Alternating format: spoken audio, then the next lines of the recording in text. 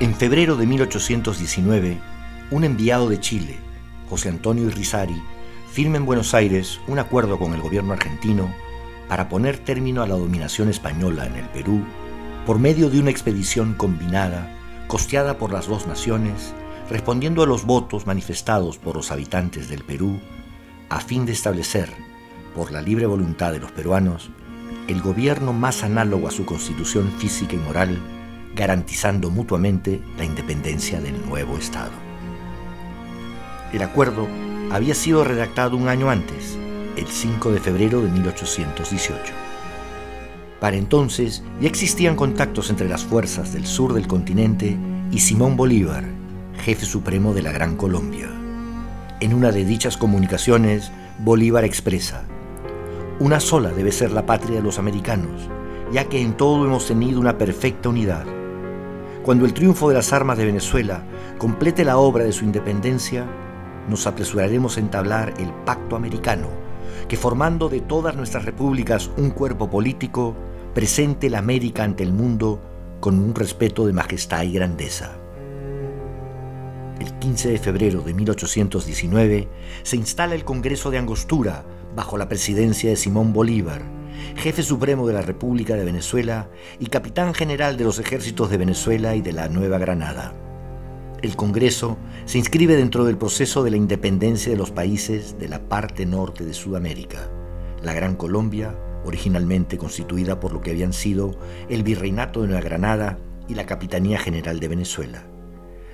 Bolívar pronuncia durante el Congreso un célebre discurso que sintetiza los objetivos, ideales y propósitos de la independencia de Venezuela, Nueva Granada, hoy Colombia, y Quito, hoy el Ecuador, ante representantes de las tres naciones, que en su conjunto se llamará la Gran Colombia y su capital será Bogotá.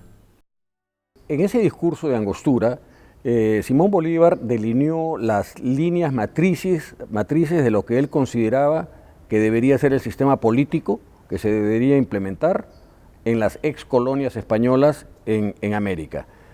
Y él hace un distingo bien importante, ¿no? Porque pese a que él defendía el sistema republicano, él no quería copiar a los Estados Unidos, que era la gran república, ¿no? Porque él se daba cuenta perfectamente que la experiencia norteamericana no se podía copiar en el Perú, ¿no? La experiencia de Angloamérica para él era diferente que la de Hispanoamérica. En Angloamérica había habido experiencia de autogobierno durante su periodo colonial, cosa que nosotros, los hispanoamericanos, no tuvimos. Entonces, lo que es importante del discurso de Angostura es cómo Simón Bolívar establece las bases de lo que debería ser el sistema político en las repúblicas que se iban a independizar de España, ¿no? Un proyecto político que debe tomar en cuenta, porque Bolívar fue muy influenciado por las ideas de la Ilustración, Montesquieu, Rousseau, en el sentido de que las leyes y los sistemas de gobierno se deben adaptar al carácter de los pueblos donde van a regir. Y Bolívar pensaba lo mismo. Y él era muy consciente del tipo de sociedad que había en Hispanoamérica, sociedades multirraciales, multiculturales. Entonces no se podía copiar ni el modelo norteamericano ni los modelos europeos, sino que había que adaptar al tipo de sociedad que teníamos en Hispanoamérica, un modelo que sea eficiente y que funcione, ¿no? Tengo la percepción de que en el año 19, cuando él reúne a estos 30 diputados en Angostura, en lo que ahora es Ciudad Bolívar, lo hace con 5 finalidades. Primero, él ha hecho carne, ¿no? Ha hecho carne de que las leyes tienen que ser hechas por el pueblo que las va a tener como patrón. Segundo, él cree claramente en el tema de la libertad, igual, igualdad, igual, totalidad. El otro punto que a mí me parece muy interesante, plantea ya radicalmente la necesidad de que los libres no sean un Estado, no sea una ex colonia o virreinato o capitanía o lo que sea, sino que sea la América unida. Y ese es su sueño, y en ese sueño está su fracaso. El otro punto que él dice que es muy hermoso, dice, no solamente tiene que ser un Estado que gobierne más, sino tiene que ser un Estado virtuoso. lo que él va a pensar es en la necesidad de que los notables creen un poder de referencia, no tanto de gobierno, sino de valores. Esa falta de valores está dada por la ambición y por la irresponsabilidad de aquellos que han combatido con él, que han dado la vida por él, o sea, que han entregado todo, pero que al final no son capaces de comprender que la libertad no es para que yo gane, sino la libertad es para el pueblo. Párrafos destacados del discurso de Bolívar son aquellos en los que proclama que un pueblo pervertido, si alcanza su libertad, muy pronto vuelve a perderla. Y aquel otro en que dice que, por el engaño, se nos ha dominado más que por la fuerza, y por el vicio se nos ha degradado más bien que por la superstición. La esclavitud es la hija de las tinieblas. Un pueblo ignorante es un instrumento ciego de su propia destrucción. La ambición, la intriga, abusan de la credulidad y de la inexperiencia de hombres ajenos de todo conocimiento político, económico o civil. Adoptan como realidades las que son puras ilusiones. Toman la licencia por la libertad, la traición por el patriotismo, la venganza por la justicia. El Congreso de Angostura opta como forma política de la nueva república el centralismo por sobre el federalismo y se elige como su primer presidente a Simón Bolívar, que sin embargo renuncia eventualmente para emprender la labor de liberación de lo que queda de la América del Sur, sujeta aún al poder español, dejando en la presidencia a Francisco de Paula Santander. El 20 de marzo de 1819, en la Gaceta de Chile, se publica la proclama del general José de San Martín a los peruanos, y en ella dice: habitantes del Perú, los estados independientes de Chile y las provincias unidas me mandan entrar en vuestro territorio para defender la causa de vuestra libertad. Mi anuncio no es el de un conquistador. La unión de 3 estados independientes acabará de inspirar en la España el sentimiento de su impotencia. Los anales del mundo no recuerdan una revolución más santa en su fin, más necesaria a los hombres. En abril, después de intrincados manejos políticos, San Martín tiene la autorización de ambos países de organizar, emprender y conducir la expedición libertadora del Perú. Lo que resulta absolutamente necesario para que la expedición libertadora cumpla su cometido es el dominio del mar Pacífico. Para hacerlo, debe armarse en Chile una escuadra lo suficientemente poderosa para controlar las aguas de la costa peruana. Para comandarla, se contrata a un reconocido marino inglés, Tomás Cochrane, héroe de aventuras legendarias, de espíritu soberbio e impulsivo, ávido de acción y de gloria militar. Desde un comienzo, y por la entera duración del proceso de la expedición libertadora, los disímiles caracteres de San Martín y Cochrane mantendrán una tensa confrontación que, sin embargo, no impedirá el final éxito de la empresa.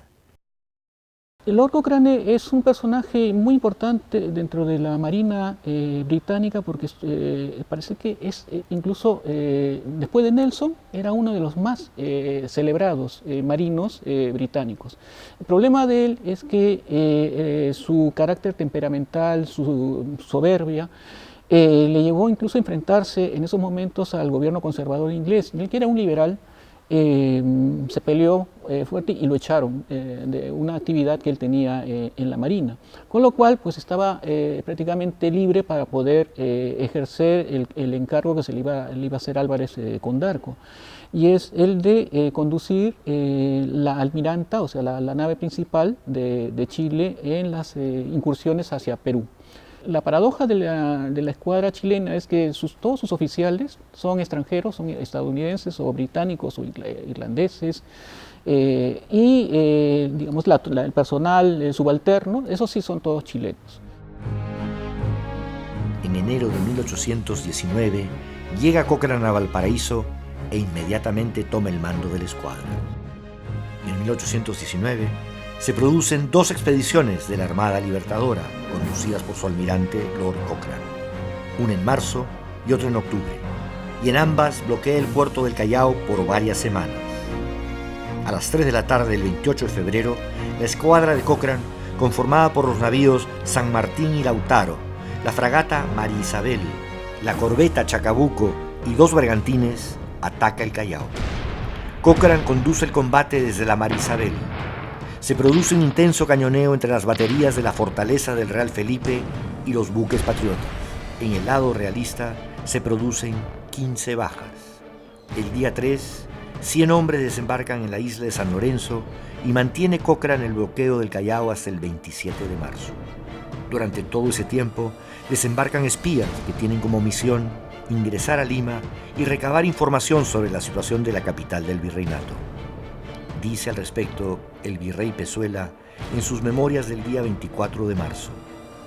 En los buques trajo Cochrane espías naturales de Lima, destinados a desembarcar ocultamente e introducirse entre nosotros para esparcir proclamas seductivas, conmover a los pueblos, especialmente a Lima.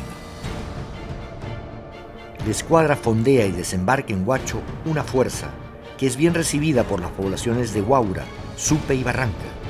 Llega después a Paita, puerto que cañonea el 13 de abril de 1819.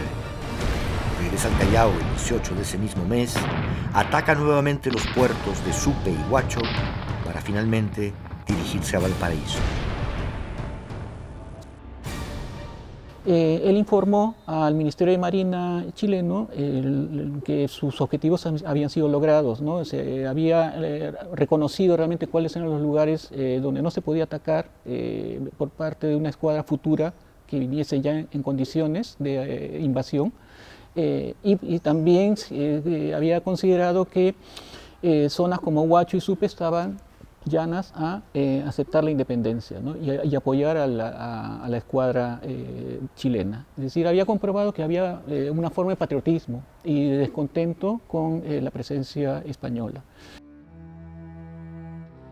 En mayo de 1819, las tropas de Pezuela capturan a un correo sedicioso con correspondencia para José de la Ribagüero, para el conde de la Vega del Ren, para el marqués de Montealegre, para Manuel Pérez de Tudela y para el médico Peset.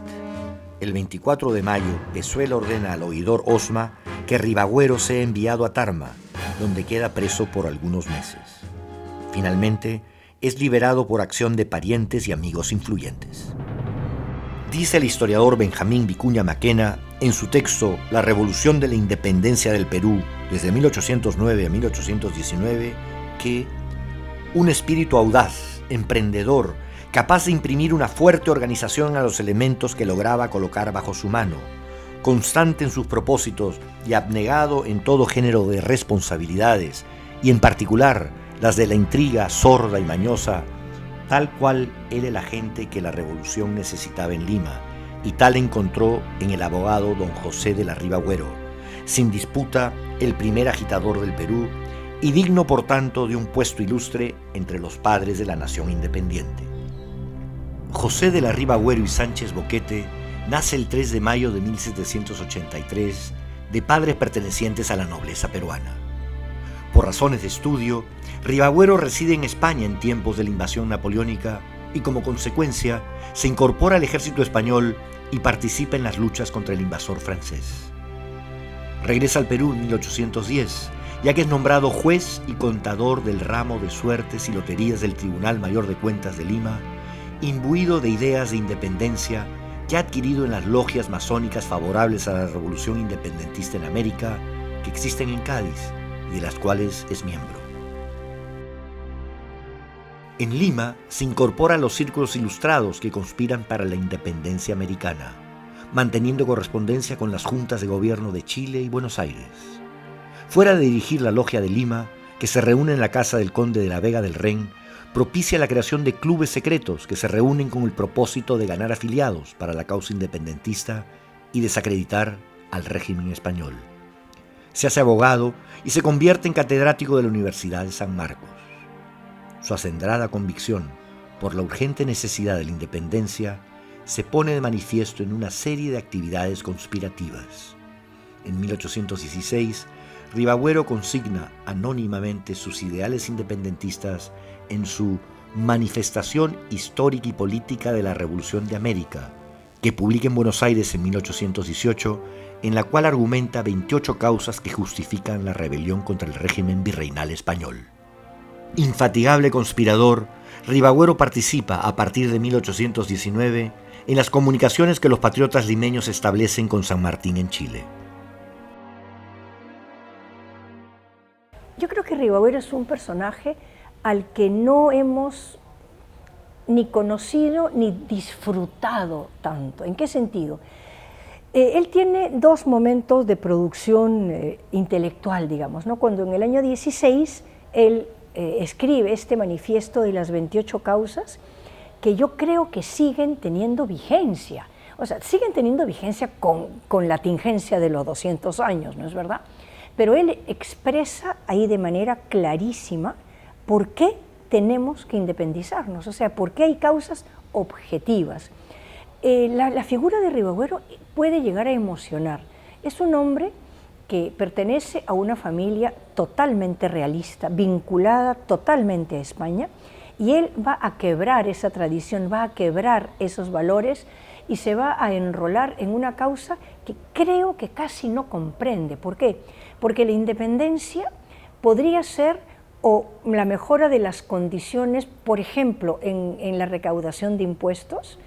No necesariamente en el año 16 él comprende que es una ruptura tan radical como al final se quiere que se haga, ¿no? Yo creo que Ribagüero en su momento fue un hombre que comprendió lo que a nivel personal significaba el compromiso de la independencia y, como muchos, entregó todo. O sea, entregó la vida, entregó la convicción, entregó el dinero, entregó la felicidad, entregó su futuro. Y al final muchas de las cosas no cuajaron.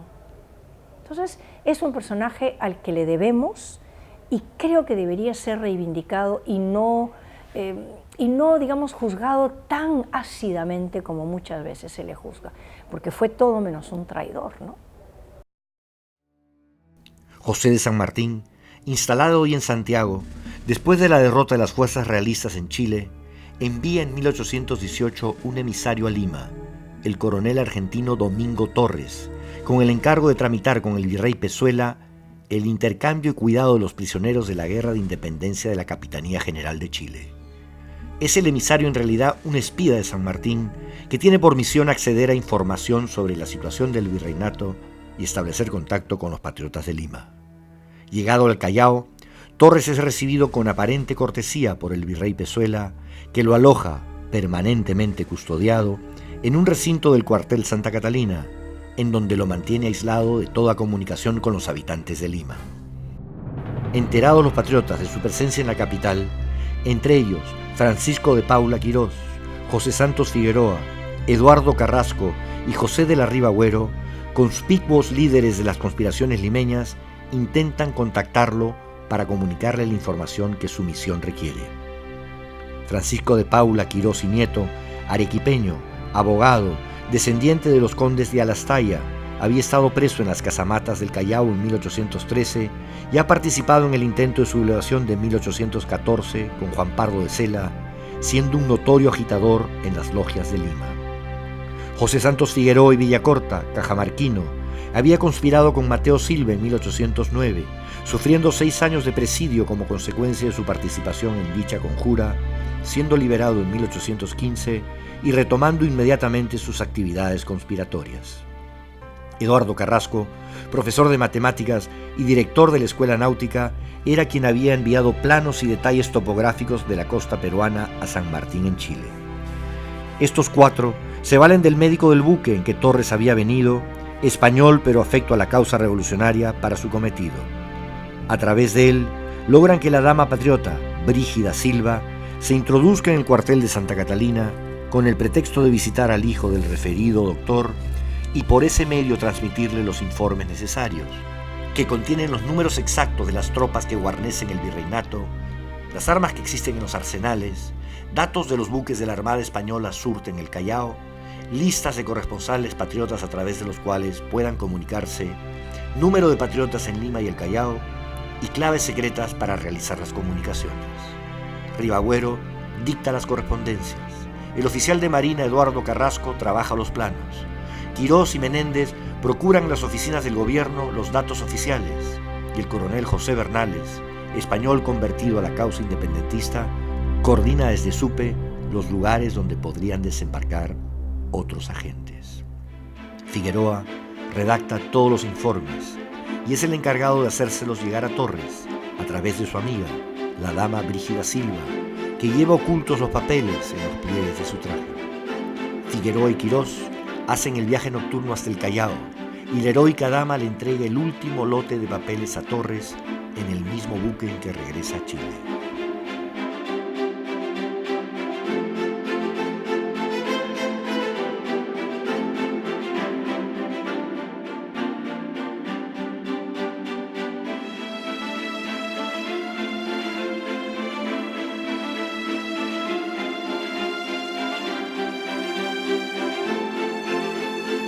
El virrey Pezuela ciertamente no era ajeno al conocimiento de las numerosas conspiraciones que se desarrollan en Lima. Hacia finales de 1819 desembarcan clandestinamente en Ancón 2 emisarios de San Martín con correspondencia para los patriotas limeños. Son los oficiales Francisco García Paredes y José García. Para evitar sospechas, entierran la correspondencia en las playas de Ancón. Son interceptados por una patrulla española en su traslado a Lima, pero logran comunicar a los patriotas de la existencia de la caja enterrada. Ribagüero, enterado del hecho, ordena al hijo de la patriota Brígida Silva que recupere la caja. Sin embargo, pese a que el oficial Paredes cumple sus cometidos, su compañero José García traiciona a sus compañeros, presentándose ante la autoridad española en Guarmey, revelando la totalidad de detalles de la conspiración. Dice Pezuela en sus memorias del 31 de diciembre de 1819. Luego que recibí el aviso de don Benito del Real de habérsele presentado arrepentido García, mandé que viniese a la capital bajo el nombre de José Requejo, como se verificó, y le acompañó el hermano de don Benito. Se hospedó en la casa de Benito Canicocha, capitán de la Concordia. Vino a hablar conmigo 2 noches seguidas y me informé de todo. Ordené que García siguiese de incógnito, tratando con los infidentes, para saber de ellos lo que conviniese. Ribagüero, Carrasco, el padre Carrión del Convictorio de San Pedro, el doctor Joaquín Mancilla y otros son tomados prisioneros y confinados a las mazmorras de la Inquisición. El proceso tomó varios meses, acusándose a Carrasco de ser el más importante poseedor de los secretos de la conspiración. Sin embargo, sin pruebas contundentes para condenarlos, a los 4 meses, ya en 1820, los prisioneros son liberados. Todos continuarían complotando en los decisivos meses siguientes.